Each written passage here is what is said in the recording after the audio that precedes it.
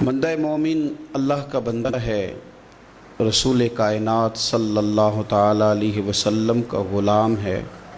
اپنے اپنے ذہن کے مطابق، اپنی اپنی طبیعت کے مطابق اور اپنی اپنی سوچ کے مطابق لوگ اپنے آپ کو اچھا بتاتے بھی ہیں، اچھا کہتے بھی ہیں، اچھا سمجھتے بھی ہیں، اپنے ترجیحات طے کر لیتے ہیں، خود ہی ان پر پابند ہو جاتے ہیں، خود ہی قائل ہو جاتے ہیں کہ چونکہ میرے اندر یہ صفات ہیں لہٰذا میں اچھا ہوں۔ کچھ لوگوں کا یہ کہنا ہوتا ہے کہ رزق چونکہ حلال کماتا ہوں لہٰذا بہت ہی اچھا ہوں، ماں باپ چونکہ میرے مجھ سے خوش ہیں لہٰذا بہت ہی اچھا ہوں، 5 نمازیں پڑھنے والا بھی اپنی تئیں اپنے آپ کو مطمئن کر لیتا ہے کہ شاید میں سب سے اچھا ہوں۔ تو مختلف قسم کی چیزیں لوگ بنا کر کے اپنے آپ کو اچھا گردانتے ہیں، اچھا کہتے ہیں۔ کچھ لوگوں کا یہ کہنا ہے کہ سوسائٹی میں جو لوگ کسی قسم کی کو خدمت کر لیتے ہیں، کسی غریب کا بھلا کرتے ہیں، کسی مسکین کے یتیم کے کام آتے ہیں، وہ اچھے ہیں۔ سب سے زیادہ بہتر یہ نہیں کہ اللہ کے قرآن سے پوچھ لیا جائے اچھا کون ہے، کون سی ایسی خوبیاں ہیں جو انسان میں پائی جائیں تو انسان مومنوں والی صفات رکھتا ہے۔ تو قرآن مجید نے بالکل شروع میں کہا کہ الف لام میم ذالک الکتاب لا ریب فیہ۔ یہ الف لام میم تو حروف مقطعات ہیں، ان کا معنی اللہ تبارک و تعالی بہتر جانتا ہے یا وہ جانتا ہے جسے میرا رب بتا دے۔ ذالک الکتاب لا ریب فیہ، فرمایا یہ وہ بلند مرتبہ کتاب ہے جس میں کوئی شک نہیں۔ یہ نہیں فرمایا قرآن میں شک کیا نہیں جاتا، قرآن پاک میں شک ہے نہیں۔ اگر کوئی شک کرتا ہے تو اس کے دماغ میں شک ہے، اس کے ذہن میں شک ہے، اس کے باطن کے اندر فطور ہے۔ قرآن میں شک نہیں۔ ھدی للمتقین، قرآن ہدایت ہے پرہیزگاروں کے لیے۔ ویسے تو قرآن مجید ھدی للناس ہے، تمام لوگوں کے لیے ہدایت ہے، پر قرآن سے صحیح ہدایت اخذ وہ لوگ کرتے ہیں، حاصل وہ لوگ کرتے ہیں جو پرہیزگار ہیں، اللہ سے ڈرنے والے، تقوی اختیار کرنے والے، متشابہات سے بچنے والے۔ جہاں جانے کا اللہ نے حکم دیا ہے وہاں جاتے ہیں، اور جہاں جانے سے مالک نے روک دیا ہے وہاں سے رک جاتے ہیں۔ وہ حقیقی نفع لیتے ہیں۔ وہ کون ہیں؟ تو اللہ فرماتے ہیں وہ لوگ ہیں الذین یؤمنون بالغیب، یہ وہ لوگ ہیں جو غیب پر ایمان لاتے ہیں۔ غیب کیا ہے؟ غیب کی تعریف ہے کہ وہ چیز جو حواس خمسہ سے بھی معلوم نہ ہو اور عقل سے بھی ماوراء ہو، اسے غیب کہتے ہیں۔ مومن غیب پر ایمان لاتا ہے۔ تو پھر غیب پر ایمان کس طرح لاتا ہے؟ وہ غیب پر ایمان اس طرح لاتا ہے کہ وہ عقل سے تو معلوم نہیں کر سکتا تھا، حواس خمسہ سے تو معلوم نہیں ہو سکتا تھا، لیکن مدینے والے محبوب نے اسے بتا دیا ہے۔ رسول کریم صلی اللہ علیہ وسلم کو وحی کے ذریعے جن چیزوں کی خبر دی گئی، اطلاع دی گئی، حضور نے امت کو بتائی، وہ غیب کی چیزیں۔ وہ کیا ہیں؟ قبر، حشر، قیامت، جنت، دوزخ، فرشتے، یہ ساری چیزیں غیب ہیں۔ مومن ان پر ایمان لاتے ہیں اور ایمان کامل رکھتے ہیں اور یقین رکھتے ہیں، اور یہ یقین مومن کی اخلاقی پوزیشن کو بلند کر دیتا ہے۔ جب اسے پتہ ہوتا ہے کہ قبر میں جاؤں گا، حساب کتاب ہوگا، تو زندگی محتاط گزارتا ہے۔ جب ایمان کامل رکھتا ہے، قیامت کے دن اللہ کے حضور کھڑا کیا جاؤں گا، تو پھر وہ اس دن سے ڈرتا ہے۔ وَلِمَنْ خَافَ مَقَامَ رَبِّهِ جَنَّتَانِ، اور پھر جو ڈرتا ہے رب کہتا ہے میں اسے 2 جنتیں عطا کروں گا، اسے 2 جنتیں دی جائیں۔ تو پہلی ان کی صفت مومن کی، وہ غیب پر ایمان رکھتا ہے۔ یہ میں نے بھی دیکھنا ہے، آپ نے بھی دیکھنا ہے، وحی پر ایمان کتنا ہے۔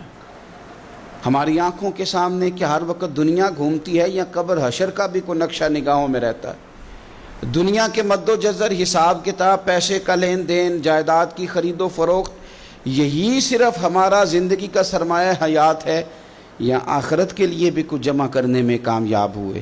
یؤمنون بالغیب کی عملی صورت بھی کوئی ہماری زندگی میں ہے؟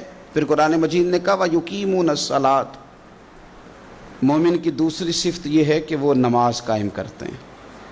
نماز قائم کرنے کا معنی ہر مفسر نے یہی لکھا ہے کہ قائم کرنے کا معنی یہ ہے کہ تو نماز ظاہری آداب کے ساتھ بھی پوری ادا کرے اور باطنی آداب کے ساتھ بھی ادا کرے. تیرا لباس پاک ہو، جگہ پاک ہو، نماز کا وقت موجود ہو، نیت تیری حاضر ہو، یہ ظاہری آداب ہیں، اور تیرا باطن نماز کے ساتھ جڑا ہوا ہو. تو اپنے قلب سے، روح سے اپنے مالک کی بارگاہ میں حاضر ہو. کس طرح؟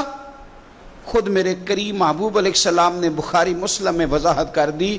فرمایا رب کی عبادت اس طرح کرو کہ تم اسے دیکھ رہے ہو، اور اگر یہ نہیں ہو سکتا تو اتنا ہی کر لو کہ وہ تمہیں دیکھ رہا ہے.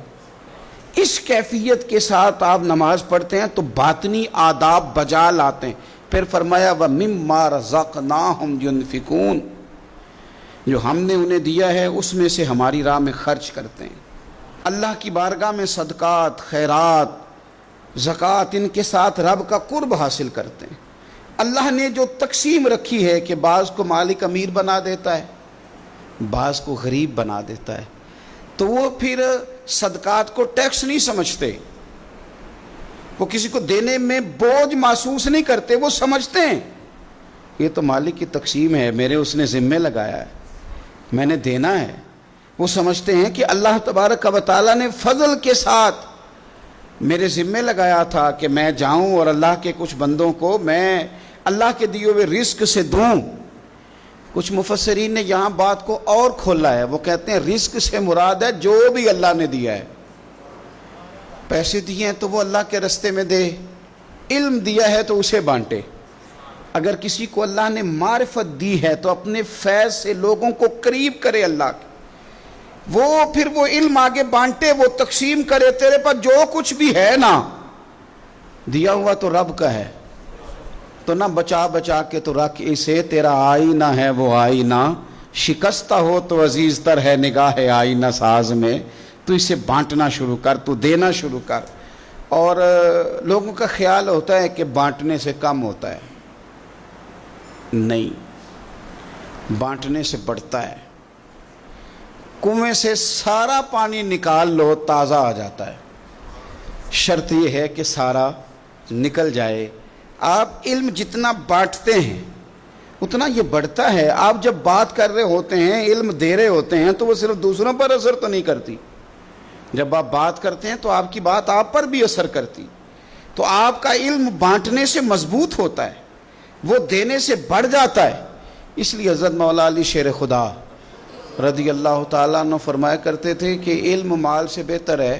مال کی حفاظت کرنی پڑتی ہے اور علم بندے کی حفاظت کرتا ہے. وہ اس کے گرد حصار بنا دیتا ہے. حفاظت جو اللہ نے تجھے دیا بانٹ اس کے رستے میں. پھر مومنوں کی صفت بیان کی.